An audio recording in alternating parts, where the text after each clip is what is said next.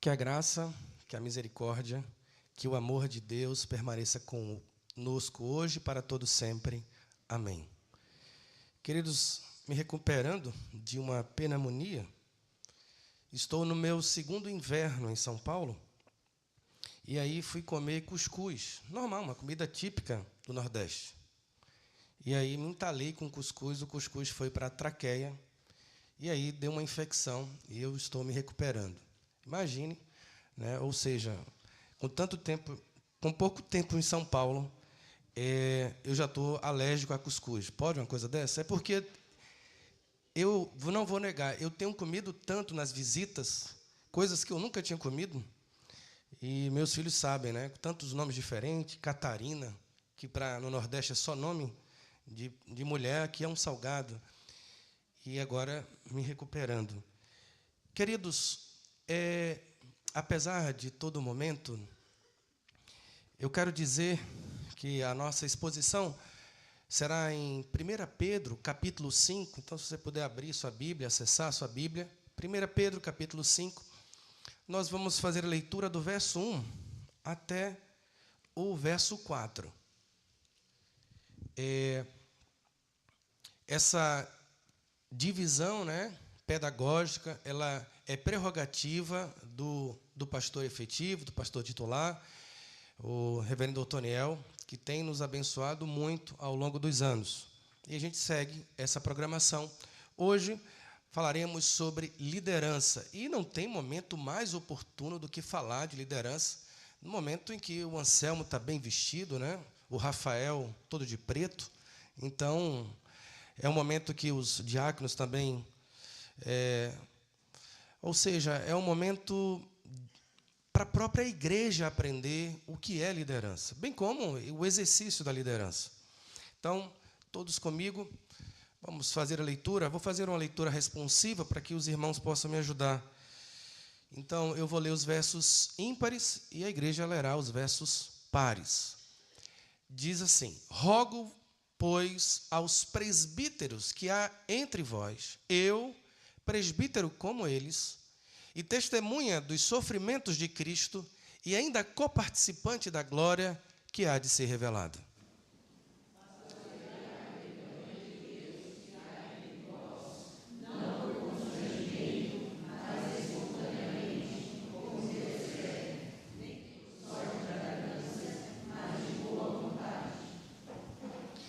Nem como dominadores dos que vos foram confiados, antes tornando-vos modelo do rebanho.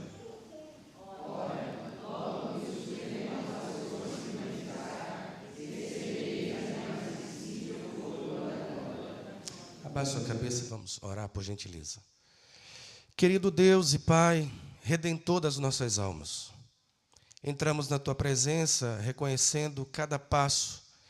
Entramos na Tua presença, Senhor, refletindo que é o Senhor que firma, que é o Senhor que nos guarda, que é o Senhor que estabelece no meio de nós a Tua vontade. Pai, Te damos glória. Falamos aqui que o Senhor criou os luminares, que formou a natureza, criou os homens. E reconhecemos tudo isso, acolhemos o Teu perdão após a confissão e agora estamos diante de Ti, sedentos pela Tua palavra. Pai, por isso, primeiro acalma o nosso coração de toda ansiedade, porque o Senhor já tem cuidado de nós.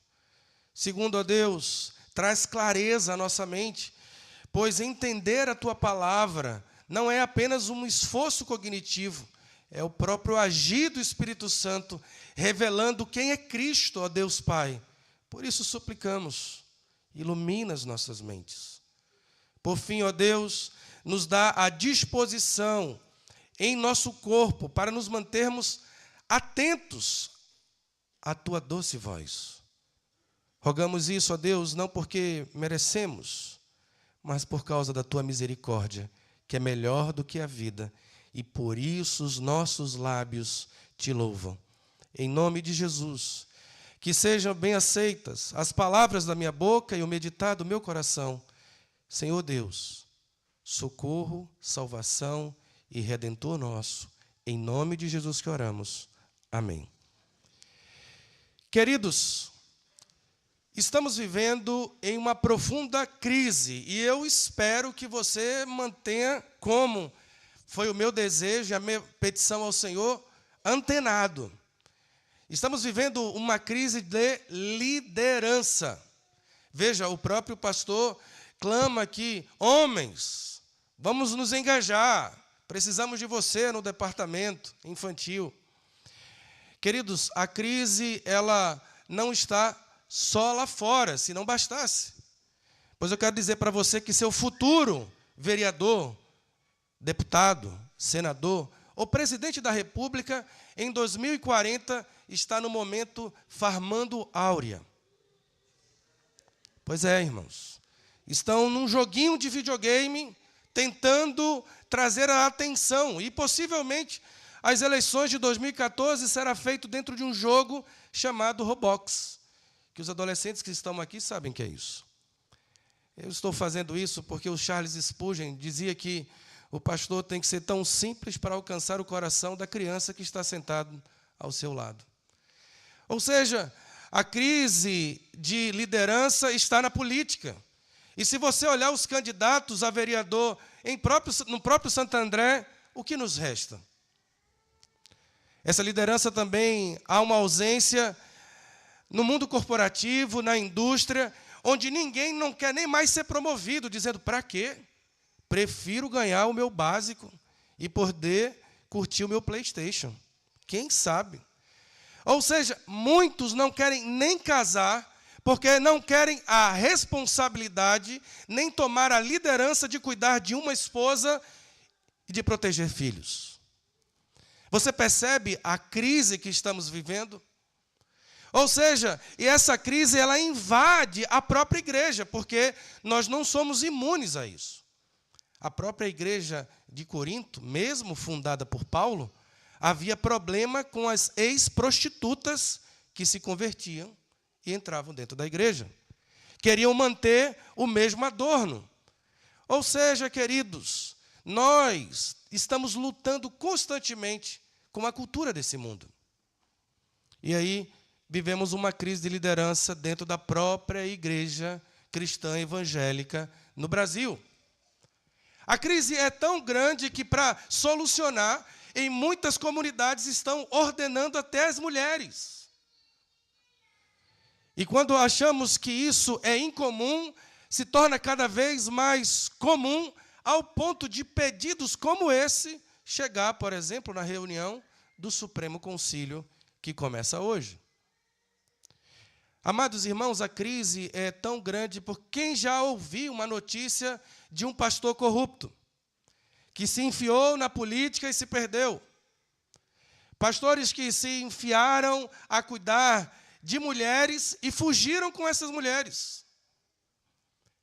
Amados irmãos, se você tem uma caminhada de mais de 20 anos dentro da igreja, possivelmente você já foi vítima de um pastor perverso, de um líder dominante ou de uma liderança de vanglória. Por exemplo, queridos irmãos, ao mesmo tempo que temos bons pastores, que Deus nos livre de pastores que pensam no seu próprio ego. Até a própria vontade de ser pastor foi porque um pastor, quando eu tinha 8 anos de idade, fez um mutirão para construir minha casa. Era uma palafita de madeira, 3x9.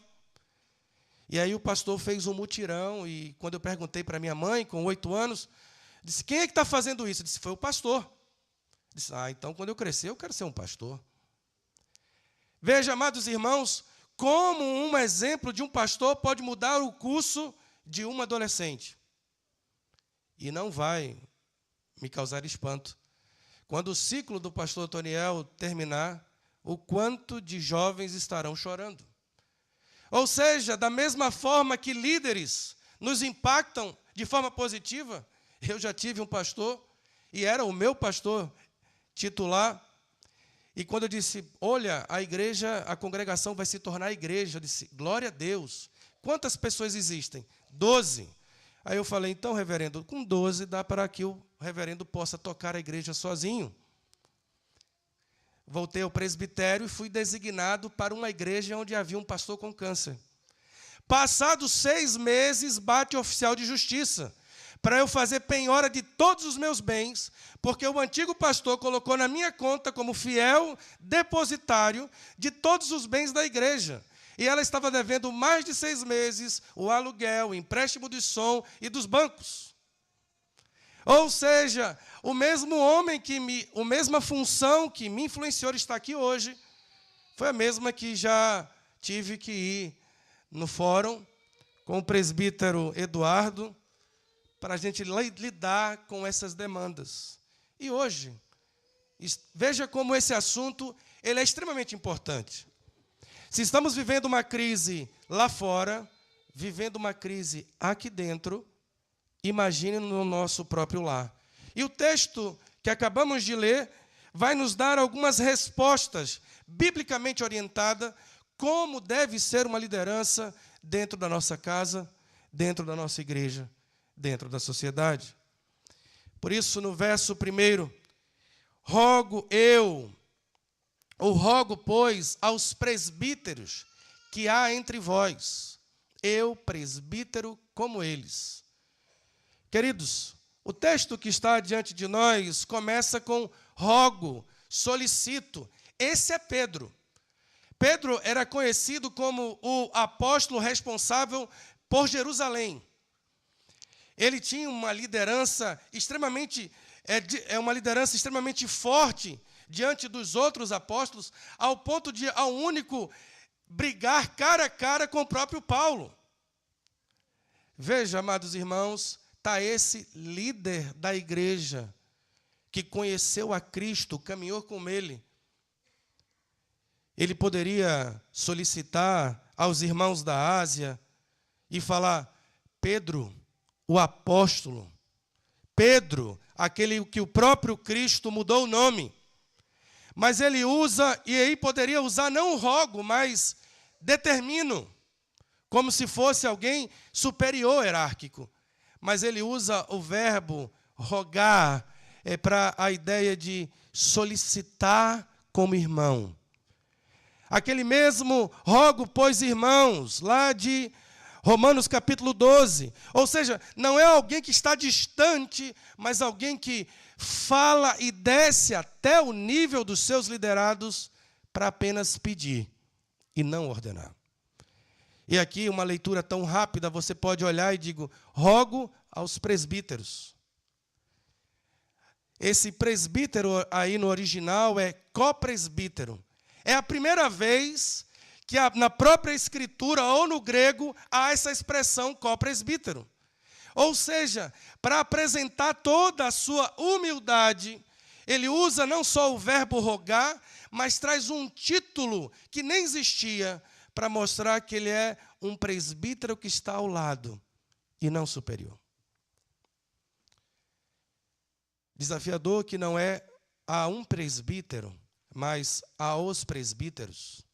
E isso, como Igreja Presbiteriana do Brasil, e porque somos presbiterianos, primeiro pela forma de governo.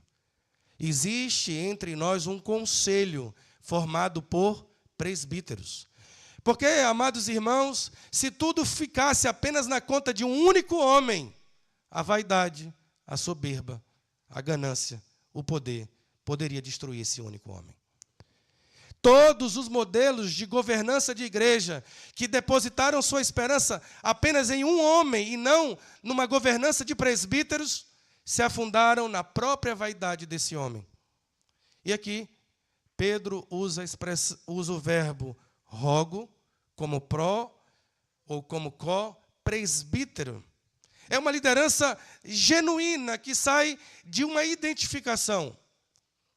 E aí, amados irmãos, o seminário, ele ajuda na formação acadêmica e de conhecimento. Mas apenas um pastor forma outro pastor. Apenas um presbítero forma outro presbítero. A ideia, amados irmãos, de se identificar com as próprias dores. E não alguém que assume um título e, a partir da assunção desse título, começar a exercer de forma tirânica dentro da igreja. como é penoso a ordenação de presbíteros que esperam primeiro o cargo para depois servir. E se olharmos as Escrituras, primeiro estamos dispostos a servir. Se Deus assim permitir, serei ordenado ou não, mas servirei sempre ao meu Senhor. É nessa perspectiva, amados irmãos, que, como testemunha dos sofrimentos de Cristo, o próprio Pedro não diz que é fácil. E quando olhamos testemunha dos sofrimentos, de uma leitura rápida em português, essa testemunha pode dizer assim: eu estou sabendo que o pastor Otoniel sofre, ou o pastor Jonas, ou o presbítero Anselmo, Rafael, Ricardo, Rodrigo. Eu estou sabendo que eles estão sofrendo. Na verdade, essa testemunha é a ideia de que muitos já perderam a própria vida. Imagine agora Pedro dizendo: presbíteros da Maranata, eu sei que depois de vocês serem ordenados, vocês serão os próximos a serem assassinados. Porque é assim que funciona em países comunistas, amados irmãos. Quando se identifica o pastor daquela comunidade, é o primeiro da lista para ser aprisionado ou assassinado pelo sistema. É com esses homens que o próprio Pedro diz: eu sei que vocês irão sofrer, porque eu tenho percebido que muitos homens têm tombado por se posicionar. Mas ele aponta para o próprio Cristo, o primeiro que morreu pela sua igreja. Ou seja, nenhum de nós será protagonista da nossa própria morte, porque o primeiro que morreu e foi suficiente para salvar a igreja é Cristo, Senhor da glória, Senhor da igreja. Aleluia! É nessa perspectiva que ele nos diz: e ainda coparticipante da glória a ser revelada. Ou seja, não há só espinho, não há só sofrimento, mas a perspectiva de que o Senhor nos dará muito mais do que pedimos ou pensamos. Ao passar por 5 igrejas, amados irmãos, sempre tive muito mais do que pedir ou pensei. Ou seja, por mais que seja desafiador servir ao Senhor, mas ninguém, instituição, nenhum homem ou mulher pode dar a satisfação de você viver plenamente a sua vocação para o Senhor. Louvado seja o nosso Deus. Ou seja, amados irmãos, é para esses que Pedro está rogando. Queridos, e o que isso muda no nosso próprio dia a dia? O que isso traz para todos nós? Não há um foco no próprio Pedro, mas no próprio Cristo, que é o foco desse próprio versículo. O grande pastor das ovelhas, aquele que dá o sangue. O bom pastor das nossas próprias almas. Ou seja, pode alguns presbíteros tombarem por escândalo, por morte, mas o nosso Cristo está de pé defendendo a nossa causa. É dessa forma que o próprio Estevão olha com os céus abertos.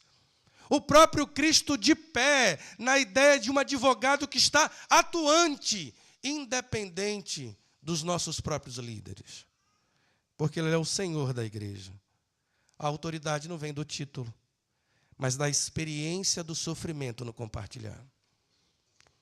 Por isso, amados irmãos, eu posso ficar aqui e trazer boas pregações. O reverendo pode estar aqui e trazer boas pregações. O seminarista Arnaud e tantos outros. Mas se ficarmos escondidos apenas no púlpito, amados irmãos, não estaremos sendo coparticipantes no meio da própria igreja. E aí Deus nos chama e nos orienta como líderes, e você pode dizer: eita, então o pastor preparou um sermão para presbitério, ou para o Supremo Concílio, como se todos nós fôssemos pastores aqui, ouvindo sermão sobre pastores e presbíteros. Primeiro eu quero dizer, é você que vota no presbítero. É você que indica os presbíteros. Então, na próxima vez que você der um voto de desconfiança, foi você que votou, você que orou. E você pediu para que a vontade de Deus seja estabelecida. Então descanse no Senhor. Acalme o seu coração. O Senhor governa a sua igreja pelo seu conselho. Isso nos leva para o próximo ponto desse sermão, que é muito rápido. São 4 pontos, mas extremamente didático, porque cada ponto é de um próprio texto. O verso 2 nos diz: pastoreai o rebanho de Deus que há entre vós. E aqui esse pastoreai, apacentai, ele está num tempo verbal que nem existe no português. É um imperativo com um gerúndio. É um imperativo contínuo. Para mostrar que não é algo pontual, não é quando dá vontade, mas apacentar a igreja é algo contínuo. E apacentar envolve buscar, visitar, amar, abraçar mesmo quem faz cara feia. Oh, amados irmãos, pense que eu ou qualquer outro líder é unanimidade na igreja. Isso é infantilidade. Sabemos que há pessoas que têm preferências. E devemos, como presbíteros e líderes, lidar com isso. Ou seja, isso não pode nos impedir de nos aproximar, porque apacentar e pastorear é a todas as ovelhas, independente da cara feia, independente daquela que conta piada, daquela que fica calada. O rebanho não é meu, nem de nenhum presbítero. Veja que é uma ordenança para o rebanho de Deus. E aí, como é triste saber, você vai na igreja do reverendo Marcelo? Você vai na igreja do reverendo Paulo? Quando, na verdade, é a igreja de Deus que se reúne na Avenida Tiradentes, ou na Rua Tiradentes. Ou seja, queridos, o rebanho é de Deus e a estrutura no próprio grego colocaria esse Deus acima de toda a estrutura, como se fosse o próprio sujeito. Eu apacento a igreja não porque sou motivado pelo salário, não pela aceitação, não por ser o queridinho, não por causa da plateia, mas porque essa igreja pertence a Deus. E ai de mim, e ai de nós, se não nos comprometermos com a igreja de Cristo. Pastoreai a igreja de Deus. Mas veja que esse pastoreio não é alienado. Não é um pastoreio apenas à distância, ou de conversa de WhatsApp. Mas é o que há no meio, ou entre vós. Percebe? O pastor, ele tem cheiro de ovelha. O pastor tem pelo de ovelha. Ou seja, ele caminha no meio da igreja. Por isso, amados irmãos, qualquer liderança que surgir dentro da igreja e dizer assim: eu tenho um sonho de ser pastor, eu tenho uma vontade de ser pastor, e está com seus 17 anos, e não tem nenhum comprometimento dentro da própria igreja, examine, espere um pouco. Ou seja, isso não é questão de network, não. Você tem que se conectar com as famílias da igreja. Não. É o próprio Senhor nos ensinando a maneira como devemos pastorear no meio da igreja. Não é uma questão de estilo. Como alguém já perguntou: pastor, será que seu estilo é visitar? Qual o outro perguntou: e sua equipe pastoral, ela visita? Parece até piada de mau gosto, mas, amados irmãos, os relatórios que observamos dos nossos ministros, a média, muitas vezes, é em torno de 10 a 12 visitas por ano. Triste, não é? E aí alguns apontam 2 problemas. Primeiro, pastores que estão desmotivados. E segundo, igrejas que tratam pastores apenas como funcionário de púlpito. E aí, como nós não podemos aqui, e nem é o meu caso nem o do reverendo Otoniel, de falta de motivação, mas uma reflexão para a igreja. Nos dê a condição de poder visitar os irmãos. Nos dê a condição de sair depois do culto e comer um hambúrguer. Você sabia que muitos pastores vão para casa porque sua conta está no limite e ele não tem condições nem de sair com os adolescentes após o culto? E a gente espera que ele visite. E não é uma realidade só minha. A média salarial de um pastor presbiteriano com 2 filhos ou 3 dentro de casa é de apenas R$7.000 em São Paulo, para pagar, muitas vezes, escola, aluguel e visitar os irmãos. Vocês percebem o desafio? Quando olhamos as Escrituras, que o pastoreio é entre os irmãos, essa deve ser a nossa medida. Pastor, eu não posso ir, mas aqui está o dinheiro do combustível, vai lá, visita fulano. Pastor, eu não tenho tempo agora, está aqui o dinheiro do alimento, vai lá e sai com jovens. O pastoreio cresce no meio da igreja. Pastoreio o rebanho de Deus que há no meio de vós. E aí, não por constrangimento, mas espontaneamente. E esse constrangimento aqui não é apenas, em outras traduções, é por força, por ideologia ou por aprisionamento emocional. Ah, essa aqui é a minha ovelha. Que Deus me livre de se referir aos irmãos de forma de posse. Essas aqui são as ovelhas de Deus. Um pastor presbiteriano diz que um pastor é, no máximo, um pastor alemão ou um pastor de ovelhas, um cão que fica protegendo as ovelhas, no máximo. Porque o verdadeiro pastor, que é Cristo, esse tem o cajado. E a ilustração é muito interessante, porque o cão, quando vai pastorear as ovelhas, algumas vezes ele morde muito forte o pé das ovelhas, e elas sangram. Só que elas não falam mal do pastor, né? Não podem nem falar. Mas somos humanos. E muitas vezes, nesse pastoreio no meio de vós, mostraremos as nossas vulnerabilidades.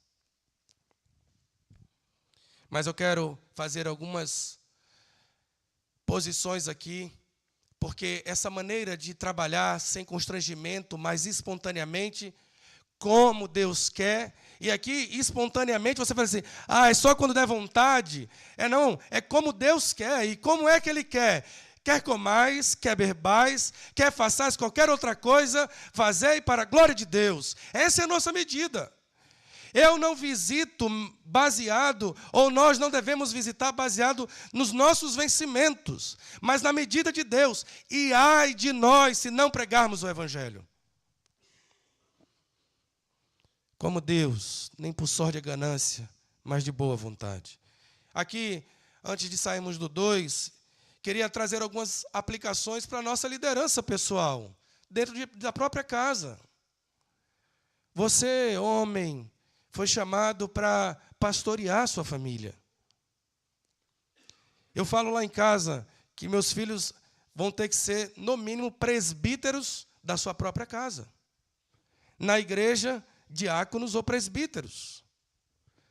Queridos, todas as vezes que um homem fica sentado no banco e não se envolve na liderança, ele despreza o apacentar o rebanho de Deus. E acaba a gente trazendo um mau exemplo para as próximas gerações. Eu, pastor, eu tenho apenas 12 anos. Mas o que estão fazendo os jovens de 25 no sábado à noite?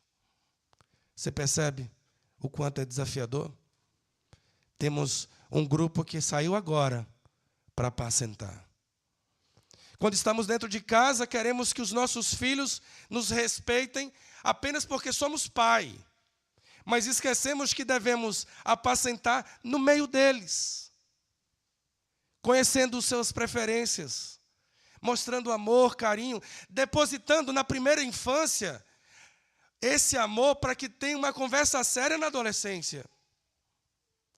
E fazendo isso, amados irmãos, sabendo que nossos filhos são rebanho do Senhor. Eu me lembro, no primeiro filho, a gente sempre é mais forte, né? Para você que tem filho único, acaba colocando tudo no primeiro filho.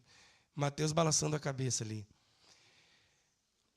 Eu me lembro que foi disciplinar ele e depois ele falou: papai, doeu. Eu chorei porque eu fui lembrado na hora, antes dele ser o seu filho. Ele é o seu irmão em Cristo Jesus. Ele é minha ovelha e apacente as ovelhas como Deus quer. Ah, queridos, naquele momento de disciplina eu chorei, porque eu vi que eu tinha que descer no nível do meu filho para ter uma conversa de pai para filho. Quando olhamos a isso, amados irmãos, lembramos do próprio Cristo, que se compadece de nós e desce ao nosso nível, deixando toda a sua glória e se fazendo homem e habitando entre nós, para que possamos ver o amor de Deus, que é a própria encarnação do seu Filho, vivendo entre nós, habitando entre nós, e vimos a sua glória, a glória do unigênito do Pai. E todo aquele que vê o Filho, vê o Pai. Veja, amados irmãos, que demonstração de amor. É o próprio Pai, é o próprio Filho que desce ao nosso nível, revelando quem Ele é, para o louvor da glória de Deus. Por isso, presbítero, por isso, pai, por isso, mãe, como você está lidando com a educação dos seus netos, por exemplo? A ideia de que, não, avô é para estragar mesmo. A gente teve ontem o Dia dos Avós. Somos responsáveis para construir um legado, contando a história de Cristo, da sua igreja, como foi lembrado pelo reverendo Otoniel ontem. Isso nos impulsiona para ir para o próximo ponto. No verso 3... Quero dizer para os irmãos que eu não vou gastar o mesmo tempo do ponto 1, 2 e 3. A ideia é que a gente vai diminuindo. Tem tanta coisa para falar, mas o tempo deve ser objetivo. Devemos pastorear não como dominadores do que foram confiados, antes tornando-vos modelo do rebanho. Veja que o próprio Pedro usa uma expressão de dominadores, que era colocado para deuses pagãos, opressores. Imagine hoje ele olhando para a gente e diz assim: ei, não pastorei a igreja de Cristo como líder do Comando Vermelho. Ei, não pastorei a sua casa como alguém que pertence ao PCC. Algumas vezes meus áudios vão para o YouTube, aí vai ter menos engajamento, que começa a escutar PCC, né, Comando Vermelho. E aí, quando você vê o engajamento é bem pequeno, porque o YouTube começa assim: esse aí. Mas, queridos, ele usa essa expressão para chocar. Porque muitas vezes somos tão perversos e carrascos com os nossos filhos, com aqueles que estão debaixo da nossa autoridade, que realmente somos como dominadores perversos. E contrapondo isso, ele nos lembra que os nossos filhos, que o rebanho do Senhor foi apenas nos confiado e não nos dado. É por isso que há uma máxima que nos diz que pastores passam e conselhos ficam. A ideia não é desprezar o pastor que passa.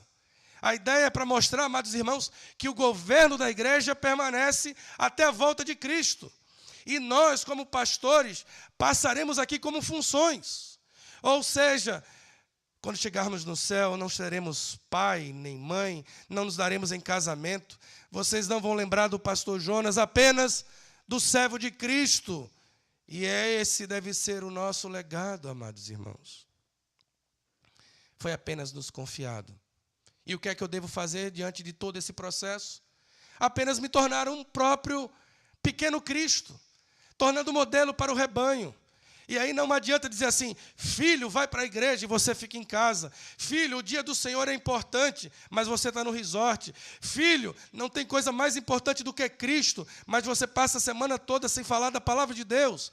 Você percebe, amados irmãos, que a condução da igreja não é primeiro pela voz, mas pelo modelo, porque a voz ela tem, que é do próprio Cristo Jesus. Por isso, o próprio Paulo nos diz: Cristo em vós, a esperança da glória. Fico muito feliz quando eu vejo daqui pessoas que participaram do ECC e levantaram sua mão, dizendo: eu quero ter um compromisso com Deus. E quando eu olho para o lado, estão os seus 2 filhos adolescentes, também dentro da igreja. Você percebe? A sua decisão vai levar alguém junto. Vamos prestar conta dos nossos filhos, dos nossos netos, pastores das ovelhas que foram confiadas, diáconos das ovelhas de Cristo. Falei hoje aos diáconos sobre visitação. Queridos, não é uma questão de agenda. Eu estive preso e me visitastes. Eu estive doente e fosse me ver. Eu tive fome e vocês me deram de comer. Eu tive sede e vocês me deram água. E os discípulos perguntaram: Senhor, quando a gente fez isso? Quando vocês visitaram uns desses meus pequeninos. A vida no meio do rebanho não é uma opção.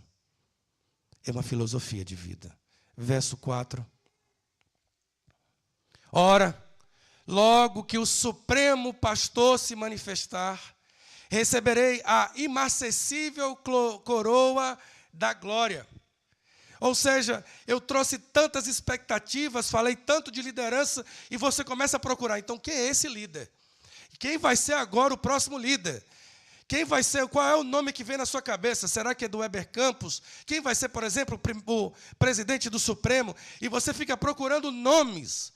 E a própria Escritura nos diz e nos aponta apenas o nome de Cristo, que é o nome acima de todo nome. E que sobre esse nome, todo joelho... Por isso, independente das suas decepções, pastor, o Toniel pode ter falhado com você. Eu não posso me enquadrar no seu estilo ou gosto. Mas eu quero dizer, o único que não vai te frustrar é o Supremo Pastor das nossas almas. E é bom que seja assim, para que você não construa em seu coração ídolos. Porque tudo isso passa. Mas a palavra do Senhor permanece para sempre. Mas, presbíteros, há para nós uma coroa que vai ser nos dada. Ela é imarcessível, que vem de uma flor que floresce em meio às condições mais atípicas. Ou seja, não é uma coroa que perece, feita uma coroa romana, feita apenas de vegetais, mas uma coroa que não perece, porque essa coroa é para a glória de Deus. Não estou dizendo que vai ser fácil. E nunca foi. Para a família que está chegando, se prepare para as lutas. Mas não tem para onde correr. Porque para onde eu irei, Senhor, da tua face? Para onde iremos? Porque só tu tens palavras de vida eterna. Não adianta fugir daqui procurando um líder, porque o mundo está em crise. Um homem, uma orientação, ser Bolsonaro ou ser Lula. Amados irmãos, não adianta. Nos resta apenas nos curvar diante do nosso Cristo, e isso nos basta, porque Ele se compadece de nós. E apesar do sofrimento, que caminhamos juntos, apesar das dores que caminhamos juntos. E aqui, ninguém vive só para si, ninguém morre só para si. Se morremos, para o Senhor morremos. Se vivemos, para o Senhor vivemos. Quer morramos ou vivamos, somos do Senhor. Abaixe sua cabeça e vamos orar.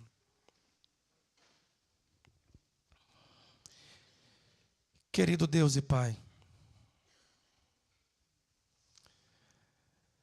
muito obrigado pela Tua palavra, ó Deus, que nos encontra num momento tão oportuno, como sempre.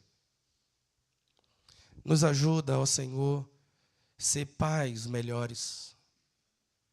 Nos ajuda a descer no nível dos nossos filhos. No nome de Jesus. E mesmo que eles cresçam, não nos deixe, ó Deus, perder a ternura de olhar para eles, mesmo com cabelos brancos, que são os meninos e as meninas do Senhor. Pai, em meio aos desafios da segunda-feira, no mundo corporativo, na repartição pública, que o Senhor possa nos enviar como alguém que deve olhar para os nossos funcionários, liderados, como ovelhas do Senhor, para apacentar como Deus quer. Por fim, ó Deus, rogamos pelo conselho da nossa igreja, rogamos pelo reverendo Otoniel e sua família. Reconhecemos, ó Deus, que o pastoreio, ele é familiar. Guarda o coração da Denise, dos seus filhos, dos meus, dos presbíteros. Senhor, preserva as nossas famílias, porque sabemos que quando há um escândalo no meio de nós, a igreja perece e sofre. Por isso, guarda os nossos lares do adultério, do orgulho e da soberba. Rogamos, ó Deus, nos dá a disposição e a coragem para apacentar as ovelhas que o Senhor nos confiar. Em nome de Jesus que rogamos. Amém.